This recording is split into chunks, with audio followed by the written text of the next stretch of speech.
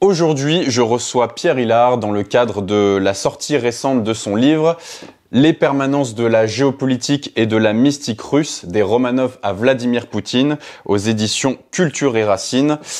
Alors bonjour Pierre Hillard, je voudrais commencer cet entretien en évoquant la franc-maçonnerie dont vous parlez dans une bonne partie de votre livre et dont la Russie est très empreinte dans son histoire depuis le tsar Pierre Ier.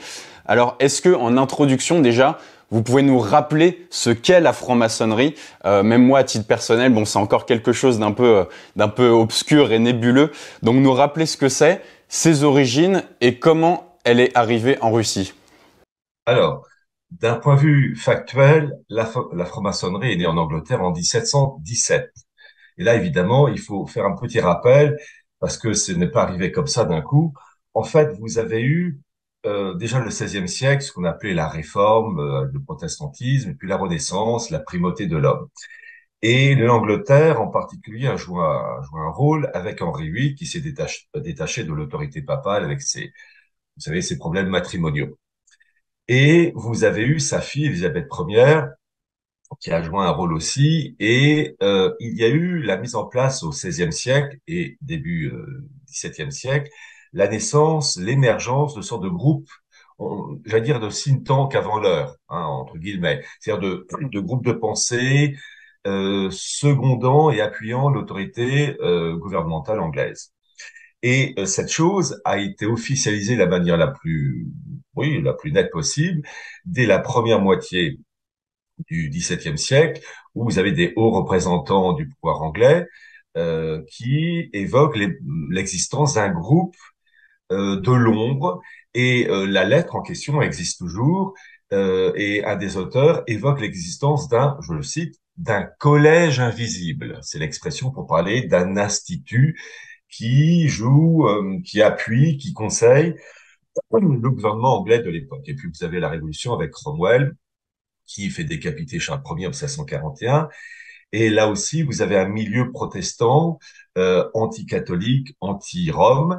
Et vous avez, quelques années plus tard, en 1660, l'émergence, alors là, de manière vraiment officielle, de ce qu'on a appelé la Royal Society. Et d'ailleurs, Isaac Newton sera un des présidents de cette Royal Society. Son premier président en 1660, c'est un Anglais d'origine allemande qui s'appelait Henry Oldenburg. Et c'est un milieu qui exprime des idées de primauté de l'homme, de naturalisme et de nominalisme, c'est-à-dire de vérité évolutive. Et c'est je vais dire, cette matrice qui sera à l'origine, à la Royal Society, de la création, de l'émergence de la franc-maçonnerie anglaise en 1717, qui donc je vous dis, le nominalisme, pas de vérité, le naturalisme, le rejet l'existence d'une religion révélée, d'où une opposition foncière au catholicisme, et la primauté de l'homme. Voilà, c'est le fondement même. Alors, avec un fond religieux, on appelle déiste. Alors, chacun a une vision de la religion d'un dieu, mais très vague. Chacun y trouve son compte, mais en tout cas, il n'y a pas de dogme particulier. Et cette franc-maçonnerie anglaise qui a émergé en 1717 avait donc déjà existé bien avant sous un autre nom. Et vous avez eu, en particulier fin XVIIe siècle, le fameux grand voyage du tsar Pierre le Grand, Pierre Ier, en Prusse, aux Pays-Bas et aussi en Angleterre. Et il va rencontrer, alors il n'était pas seul, il était entouré de diplomates, de militaires, de conseillers. Et donc lui et son équipe entrent en contact avec des dirigeants anglais de la Royal Society, donc de cette déjà maçonnerie en préparation. Et quand il retourne en Russie, pardon, Pierre le Grand emmène avec lui des Anglais qui vont déjà préparer le terrain. Et suite à la création de la maçonnerie en 1717, les choses s'accélèrent puisque à partir des années 1730, il y a la création en Russie grâce à un Anglais, John Phillips, la première loge maçonnique. Et les choses vont s'accélérer à partir des années 1740 puisque vous avez un Anglais qui s'appelait James Keith, qui va véritablement renforcer cette maçonnerie russe.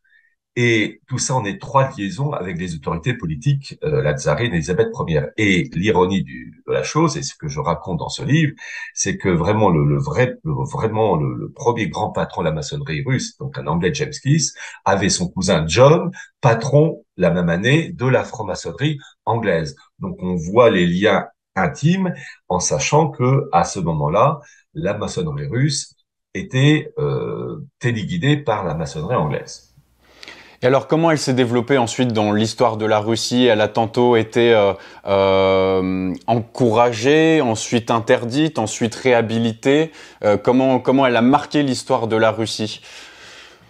Alors, deuxième moitié du XVIIIe siècle, vous avez une accélération dans ce sens que la maçonnerie russe va se renforcer sous l'égide du conseiller intime de la tsarine Catherine II qui s'appelait Élagin, Élagin ou Élagine, bon, il y a différentes prononciations. Et sauf exception, toute l'élite russe politique, administrative, militaire, diplomatique avec les plus grands noms de l'aristocratie russe, comme les Novikov, les Troubetskoy, etc., adhèrent à la maçonnerie. Et véritablement, cette maçonnerie encadre toute la politique russe à un tel point que vous avez eu un événement très important dans la deuxième moitié du XVIIIe siècle, c'est le fameux convent maçonnique. Convent, j'ai bien dit convent, j'ai pas dit couvent. Convent, C-O-N-V-E-N-T, maçonnique de Wilhelmsbad en 1782, qui est capital pour deux raisons. La première, c'est que vous avez le gratin maçonnique qui s'est réuni, français, autrichien, hongrois, italien, et j'ai présenté dans mon livre, donc les permanences, j'ai présenté je crois que c'est la première fois, en tout cas en langue française, la liste des hauts dirigeants maçons russes participant à ce fameux couvent de Wilhelmsbad, qui est capital. Pourquoi? Parce que vous avez deux personnages éminents qui encadrent ce couvent maçonnique. Celui qui fait le discours d'ouverture, qui est un prince allemand, qui est le duc de Brunswick, qui appartient à un institut maçonnique ultra puissant qui s'appelle les Frères Asiatiques, fondé par Moses de Pruska, qui était le petit cousin d'un messianiste qui s'appelait Jacob Frank. Et le discours de clôture a été fait par un prince allemand très riche et qui avait d'ailleurs comme trésorier Mayer Amschel Rothschild et qui s'appelait Charles de Hesse-Kassel. C'est lui qui fait le discours de clôture et ce Charles de Hesse-Kassel sera le successeur de Moses de Pruska à la tête des frères asiatiques. Et donc ce convent maçonnique de 1782 est très important parce que les élites russes y participent et que l'héritier du trône, le fils de Catherine II, le futur Paul Ier, a failli devenir le patron de la branche maçonnique russe au convent de Wilhelmsbad. Alors voilà, donc, et je rappelle une chose, j'ai obtenu récemment les mémoires de Charles de Hesse-Kassel qui raconte dans ses mémoires qu'en 1782, c'est là qu'il apprend qu'une révolution est en préparation en France, 7 ans avant. Alors, voyez-vous, il y a un mot qu'on utilise à tort et à travers, c'est le mot complot. Complot, il faut pas l'utiliser continuellement. Le complot, il existe dans certains cas, puis dans d'autres cas, c'est une pure invention. Mais là, dans ce cas-là, il est possible de dire qu'effectivement, il y avait un complot, puisqu'en 1782, ce fameux Charles de Hesse-Kassel est au courant de l'existence de choses qui se trament pour aboutir 7 ans plus tard à la révolution de 1789. Alors, dans cette histoire, la franc-maçonnerie russe, donc, qui a participé à ce convent de Wilhelmsbad, va connaître quelques problèmes avec la tsarine Catherine II, qui se rend compte que il y a un risque, comment dire, d'espionnage au profit de d'autres courants maçonniques anglais en particulier, mais en particulier aussi le fait que la franc-maçonnerie russe puisse être un contre-pouvoir pouvant diminuer son autorité politique. Et Catherine II interdit la franc-maçonnerie en 1794. Je rappelle qu'elle meurt 2 ans plus tard. Et comme je l'ai précisé dans mon livre, Les Permanences, il y a dans le monde russe, comment dire, une forme d'illogisme. C'est pas d'autre monde, puisque elle supprime la franc-maçonnerie, oui, enfin elle l'interdit, mais elle maintient au pouvoir tous les maçons qui existaient déjà au niveau politique, diplomatique. Donc, en fait, le système perdure sans l'existence de l'institut officiel. Et le fils, Paul Ier, va continuer à travailler avec des francs-maçons et francs-maçons russes. Et d'ailleurs, lui-même était affilié, il y a une tenue de lui dans un musée de russe ou en tenue maçonnique. Et c'est son fils, Paul Ier, qui meurt assassiné d'ailleurs. C'est son fils, Alexandre Ier, qui va, quelques années plus tard, rétablir la maçonnerie en Russie et à nouveau l'interdire en 1822. Alexandre Ier meurt en 1825, mais là aussi, comme sa grand-mère Catherine II, il supprime l'institut, mais il maintient tous les francs-maçons euh, au pouvoir.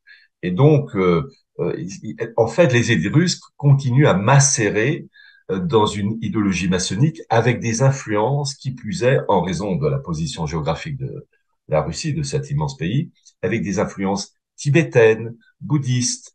Et d'ailleurs, Catherine II, c'est ce que je raconte dans mon livre, a reconnu le bouddhisme, puisque en Russie, il y a, comment dire, les tsars sont considérés comme des formes de réincarnation d'une déesse Tara la Blanche. Et cette chose-là va perdurer donc durant toute l'époque tsariste jusqu'à Nicolas II. Cette déesse, enfin Tara la Blanche, est évacuée du monde bolchevique athée et ça va être rétabli après la chute du monde bolchevique. Et il faut savoir que le premier chef d'État russe à se réapproprier ce titre de bouddhiste à l'origine, c'est Medvedev. Donc, vous voyez le titre de mon livre, Les permanences, c'est une raison véritable pour montrer qu'il y a un arrière-fond qui perdure malgré les aléas de l'histoire. Et alors donc, vous l'avez dit, à nouveau interdite en 1822, et vous parlez dans votre livre d'un point de bascule, c'est l'année 1905, notamment qui est marquée par la défaite navale russe de Tsushima. Alors je ne sais pas si je prononce bien face aux Japonais. Tsushima. Tsushima, oui, pardon. Et donc qui va représenter un peu une année de bascule. Et à partir de cette année-là, la franc-maçonnerie interdite depuis 1822 va à nouveau avoir le droit d'exister. Et donc depuis 1905, quid de la maçonnerie? Est-ce que aujourd'hui, enfin surtout aujourd'hui, qu'en est-il de la maçonnerie depuis 1905? Alors, la maçonnerie donc a été rétablie en Russie suite aux événements révolutionnaires de 1905.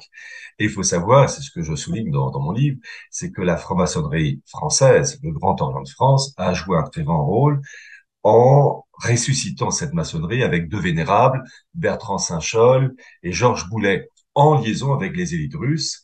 Et cette franc-maçonnerie russe va, entre guillemets, s'émanciper de l'autorité maçonnique française pour mettre en place une maçonnerie servant les intérêts russes, mais les intérêts russes dans un esprit maçonnique. Et cette maçonnerie russe va jouer un rôle puisque lorsqu'on parle de la révolution de bolchevique 1917, il faut savoir qu'avant la victoire de Lénine et de Trotsky, vous avez eu en février 1917 un gouvernement avec Kerensky, et j'ai dressé la liste de tous les membres du gouvernement Kerensky. Ben, sur les 11 représentants, 10 étaient maçons, sauf Midyukov, le ministre des Affaires étrangères. Suite à la victoire là des bolcheviks, la franc-maçonnerie est interdite et elle renaît sous la période, donc après 1991, après la chute de l'Union soviétique, elle renaît sous l'autorité de Boris Eltsine. Et j'ai présenté dans mon livre Les Permanences, une chose intéressante, il y a plusieurs annexes en noir et blanc, mais aussi en couleur. Vous avez eu en 2017, vous avez eu la célébration, le tricentenaire de la création de la maçonnerie. Et à cette époque, le patron de la franc-maçonnerie anglaise était dirigé par le duc de Kent. Duc de Kent, cousin d'Élisabeth II, de la reine Élisabeth II. Donc, pour montrer qu'en fait, la maçonnerie anglaise, ça, j'ai eu l'occasion de le dire souvent dans mes livres, est intimement liée à la royauté britannique. Eh bien, en 2017, lors du tricentenaire de la maçonnerie anglaise, qui est fêté en grande pompe, donc vous avez le duc de Kent, le grand patron, qui accueille en tablier le patron de la franc-maçonnerie russe, Andrei Bogdanov.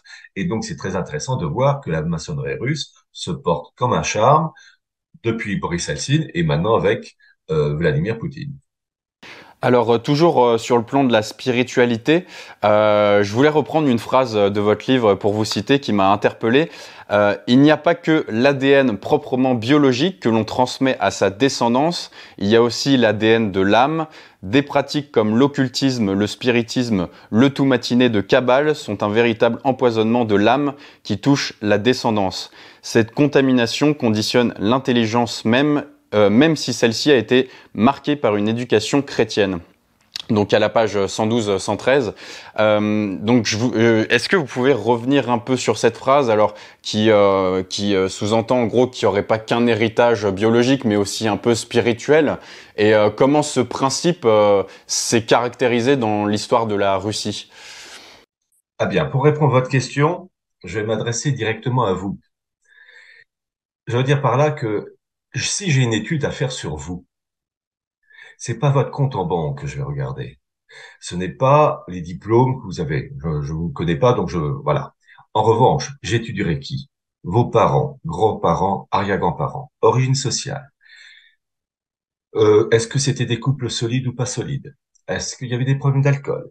Est-ce qu'il y avait euh, une pratique religieuse? Est-ce qu'ils étaient athées, agnostiques? Je verrai tout ça. Et moi, je vous étudierai qu'au dernier chapitre parce que vous avez la conséquence biologique, sociale, psychologique, culturelle des générations précédentes. Et ce que je dis pour vous est évidemment valable pour moi, pour n'importe qui. Et c'est ce que j'ai fait pour et comprendre le monde russe et en particulier les tsars, c'est que il y a eu des mariages des Romanov avec des princesses allemandes au 19e siècle et oui, au cours du 19e siècle. Et ce qui est frappant, c'est que les tsars ont toujours épousé deux types de grandes familles princières allemandes, les Hesse-Kassel ou les Hesse-Darmstadt. Et ces familles princières allemandes étaient plongées dans l'occultisme, dans la magie.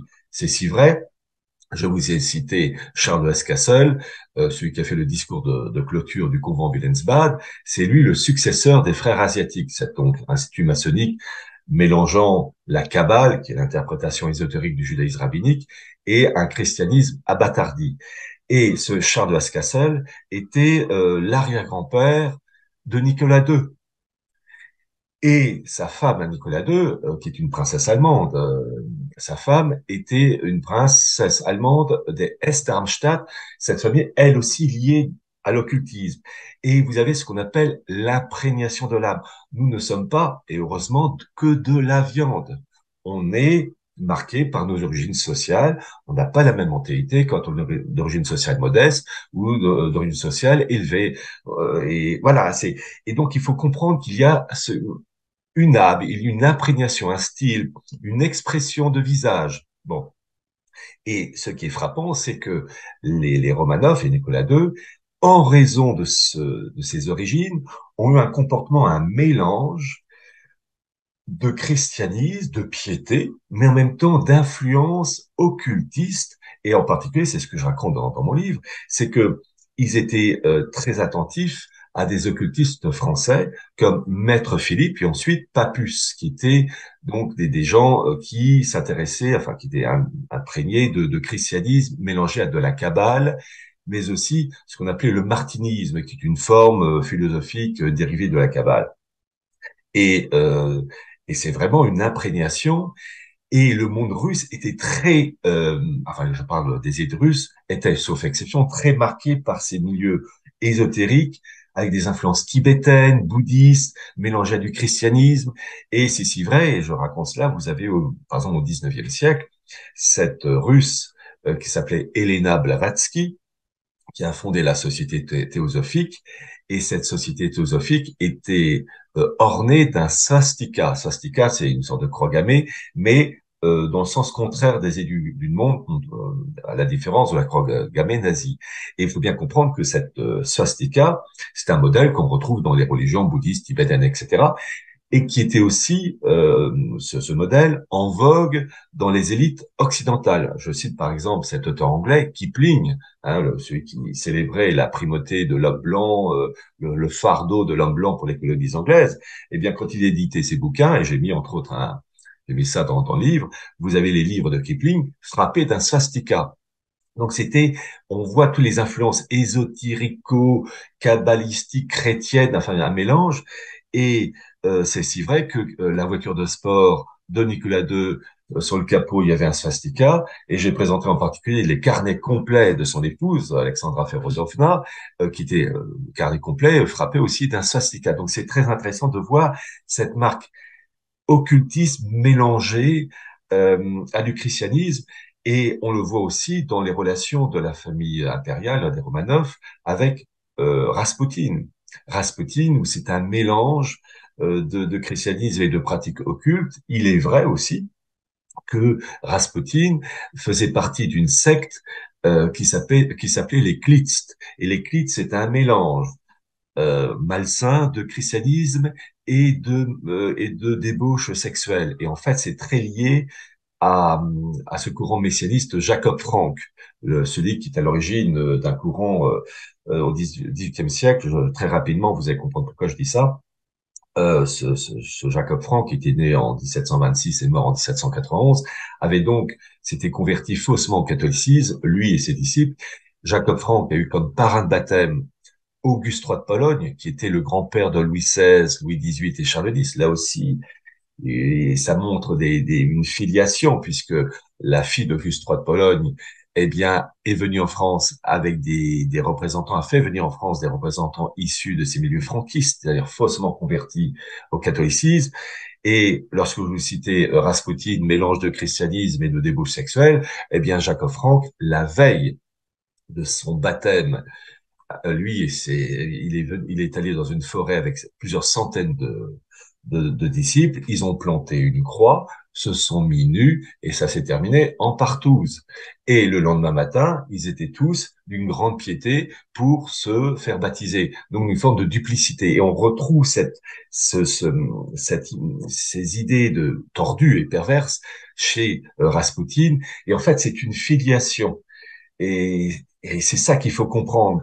Il nous dit, pour comprendre un système politique, comme pour comprendre une personne, il faut voir les référents religieux spirituels qui structurent la pensée, ensuite donnant des conséquences matérielles qu'on apprécie ou non.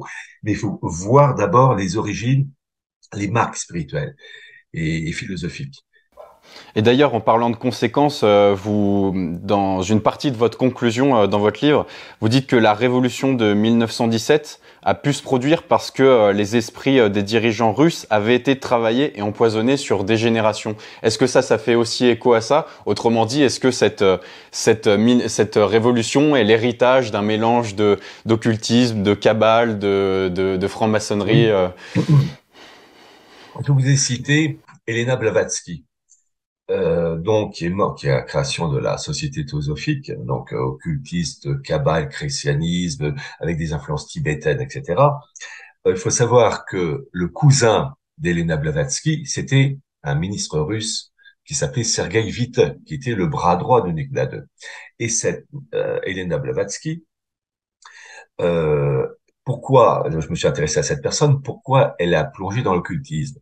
Eh bien, en fait, c'est elle-même qui le dit, elle a lu tous les livres de son grand-père qui collectionnait des ouvrages de ce style.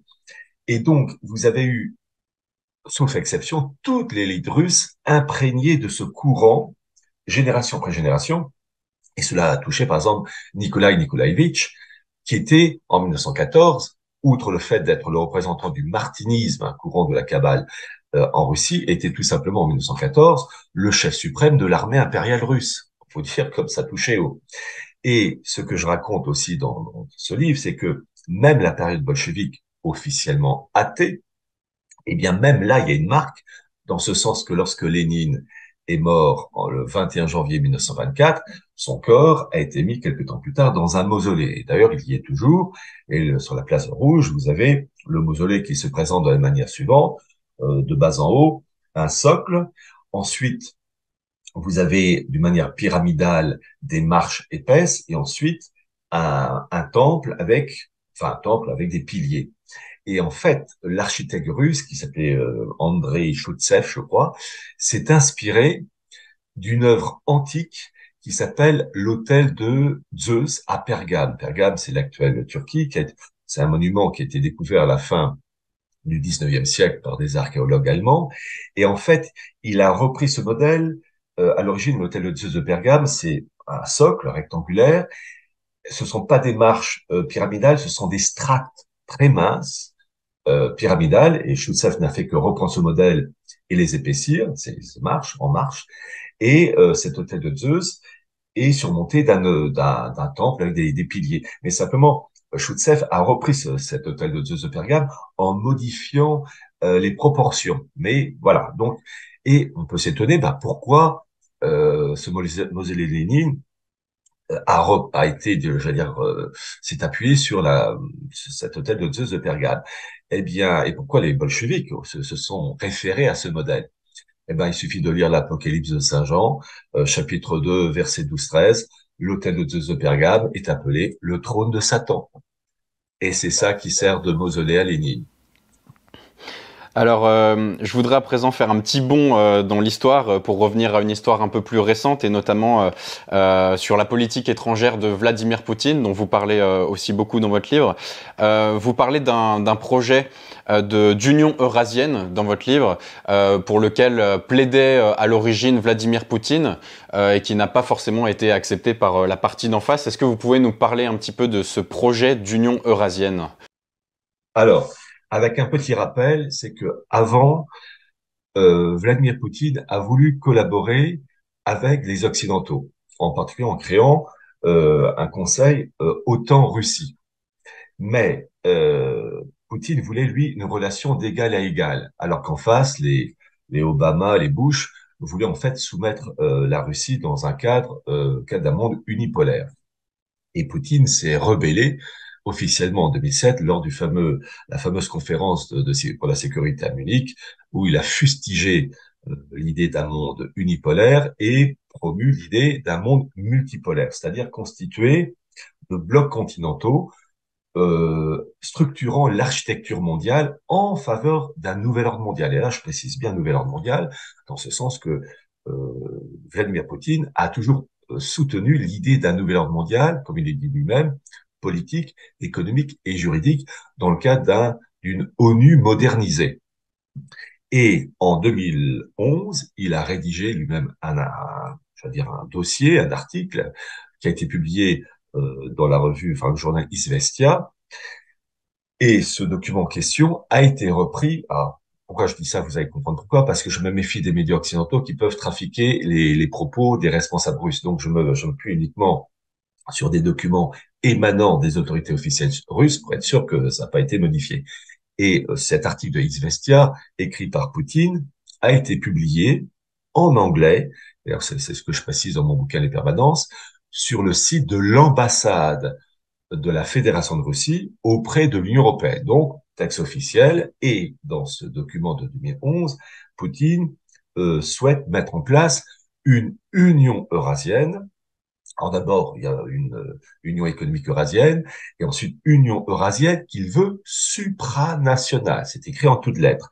Et dans son article, il dit bien que cette Union économique eurasienne, qui doit devenir Union eurasienne, s'inspire de la communauté économique européenne, devenue depuis 1992 l'Union européenne. Il dit bien à un moment donné d'ailleurs que les 40 ans de construction européenne, c'est eux et ensuite qui vont aboutir à l'Union européenne avec le traité de Maastricht 1992, cette période-là sert de modèle pour en fait aller plus vite, c'est-à-dire ne pas commettre certaines erreurs qui ont été faites dans la construction européenne. Donc on voit que le modèle de référence, c'est quand même le modèle européen, qui est quand même pas une référence quand on défend les valeurs de souveraineté française, la souveraineté de l'Allemagne, la souveraineté de l'Italie, etc. Et dans ce document, Poutine dit bien qu'il faut mettre en place des blocs. Et donc, l'Union eurasienne sera un bloc, au même titre que vous avez l'Union européenne, vous avez l'Union africaine, etc. Et tout ça, ça doit constituer l'architecture avec, et c'est ça qui est très intéressant, sur fond de numérisation complète. Il faut savoir que Vladimir Poutine a lancé un rouble numérique. Alors, c'est ça qui est amusant parce que dans dans la dissidence, tout le monde critique l'euro numérique, etc., en disant que c'est pas bien. Mais quand il s'agit de Poutine, là, c'est curieux, on dit que c'est pas mal. Alors, je rappelle que l'Union eurasienne, avec son rouble numérique, en fait, qui sera même un rouble eurasien numérique, ce rouble numérique, c'est quand même un rouble numérique qui sera programmable. C'est-à-dire qu'on saura exactement ce que vous achetez. Et puis, si vous dépensez telle somme et que vous faites une économie, cette somme-là, au bout d'un mois, sera sucrée. Enfin bref, programmable. Il faut savoir que dans cette numérisation complète, Poutine oblige les internautes russes à lever l'anonymat et donc à s'inscrire, à s'enregistrer sur les réseaux d'internet russes. Vous avez Poutine qui soutient l'intelligence artificielle et l'intelligence artificielle, son patron, le patron d'une banque qui s'appelle Hermann Greff à la tête de la Share Bank. Et si vous avez mon précédent livre Des origines du mondialisme, la grande réinitialisation aux éditions Culture et Racine, sachez que l'actuel patron de l'intelligence artificielle russe nommé par Poutine vient du conseil d'administration du Forum de Davos. Hermann Greff est dans le Forum de Davos, conseil d'administration en 2021, au même titre que Christine Lagarde ou le patron de BlackRock, Larry Fink, et bien d'autres. Et donc, vous avez vraiment une numérisation complète et qui permettra de surveiller complètement. Et donc, en fait, la finalité, c'est, pour Poutine en tout cas, des blocs continentaux, le tout régi par une numérisation planétaire, avec différentes monnaies numérisées, rouble numérique, l'euro numérique, le yuan numérique. Alors ça, c'est déjà lancé depuis février 2022, enfin, et un dollar numérique. Mais pour que la chose soit finalisée, cela passe par un krach financier complet, justifiant le passage d'un monde mort depuis, enfin, qui est en train de mourir. Bretton Woods, 1944, primauté du dollar, parce qu'en fait, l'histoire, c'est la dédollarisation. Le dollar, il doit sauter, et la monnaie de référence, au profit donc d'une numérisation des monnaies, avec un monde multipolaire, mais régi par un même fond de numérisation avec les BRIC qui prennent de plus en plus de pouvoir. C'est très intéressant de voir que les 6 pays qui intègrent, il y a 5 pays pour les BRIC, il y en a 6 qui viennent d'intégrer, enfin qui vont intégrer à partir du 1er janvier 2024 les BRIC. Il est intéressant de voir que vous avez l'Arabie Saoudite, l'Iran, les Émirats Arabes Unis, donc le Golfe Persique. C'est un lac BRIC, si je puis dire, c'est-à-dire que vraiment, bon, vous avez l'Égypte, l'Arabie Saoudite et l'Éthiopie, la mer Rouge en dehors du Soudan, c'est quasiment un lac BRIC. Je rappelle que l'adhésion de l'Éthiopie au BRIC à partir du 1er janvier 2024, c'est très important. Pourquoi?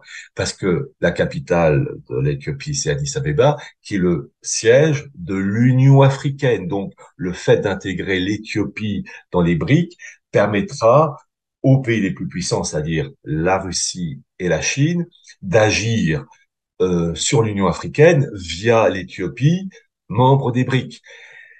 Savoir que ce bloc BRIC présente des faiblesses parce que vous avez des rivalités aussi entre l'Inde et la Chine.